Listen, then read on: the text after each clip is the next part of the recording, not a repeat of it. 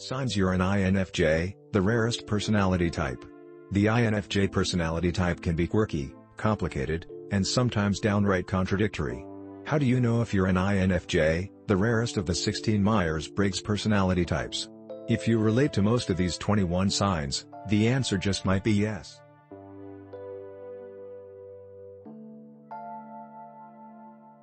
Number 1. From a young age, you felt different from the people around you.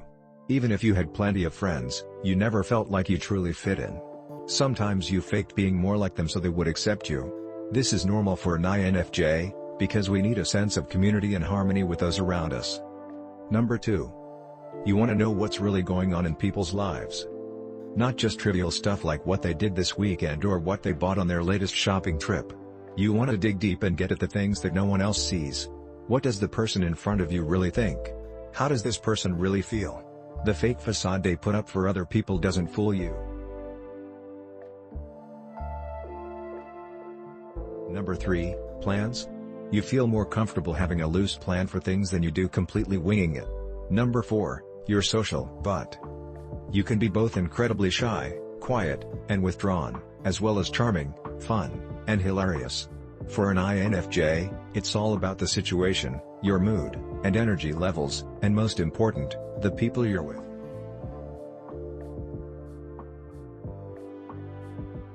Number 5, how you handle problems. When someone comes to you with a problem, you usually don't give them advice or your opinion unless they ask.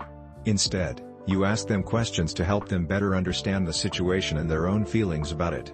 Sometimes you tell a story of a time when something similar happened to you, in the hope that they'll draw their own lesson.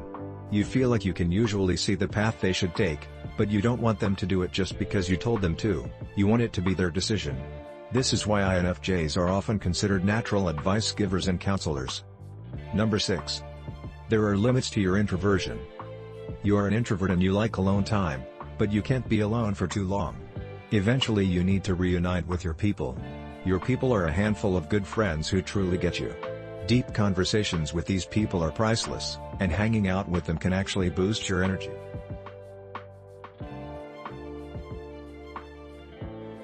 Number 7, the door slam. You've been known to suddenly cut people out of your life when they've hurt you one too many times. It's not that you enjoy cutting people out, rather, you do this simply to protect yourself. Even though you may look like you have it together on the outside, you're extremely sensitive inwardly, and you're especially sensitive to other people's words and actions. Number 8. You can be a people pleaser.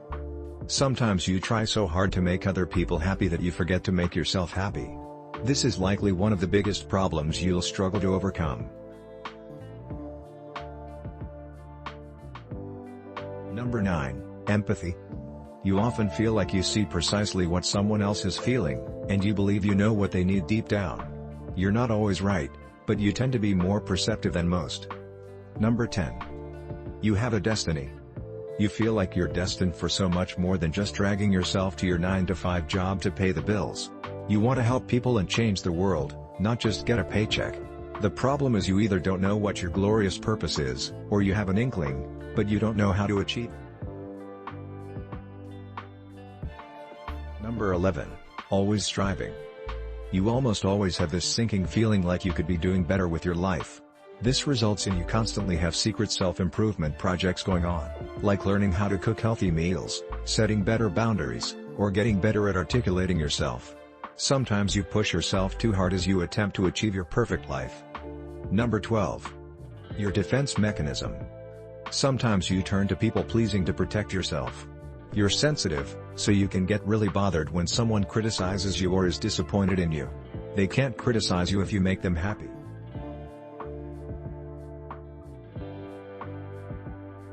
Number 13. You sense things. You often immediately sense the mood of a room when you walk into it.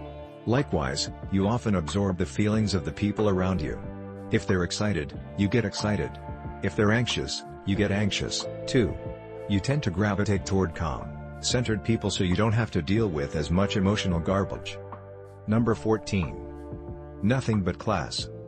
You're drawn to high-quality things, like good food, nice clothes, and anything else that is good craftsmanship. As much as you hate to admit it, the way things look is important to you. You like being surrounded by beauty, and you tend to have sophisticated, refined tastes. But you're a minimalist at heart. You'd rather have 1 or 2 really nice shirts than 10 mediocre ones.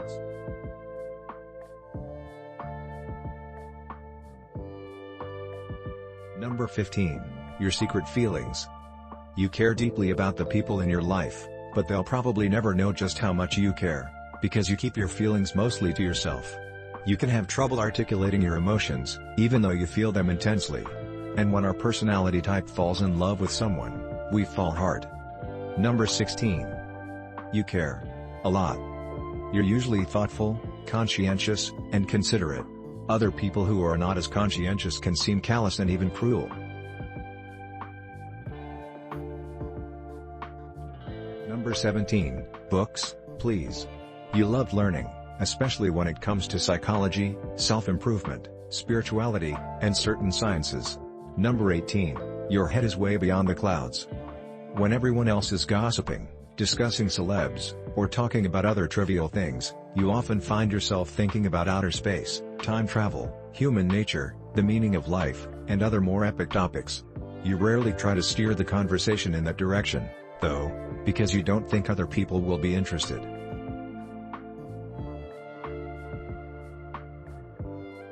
Number 19. You never stop striving. You love learning, especially when it comes to psychology, self-improvement, spirituality, and certain sciences. Number 20. You do 6 impossible things before breakfast. When you're passionate about something, it feels like nothing can stand in your way. The INFJ motto is, the impossible takes just a little bit longer.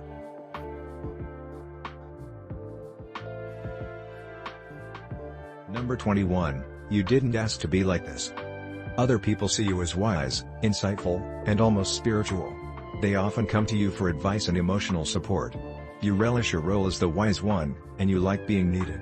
But sometimes it becomes too much. You're an introvert, for crying out loud, and sometimes you just wish everyone would solve their own problems and leave you alone for a while.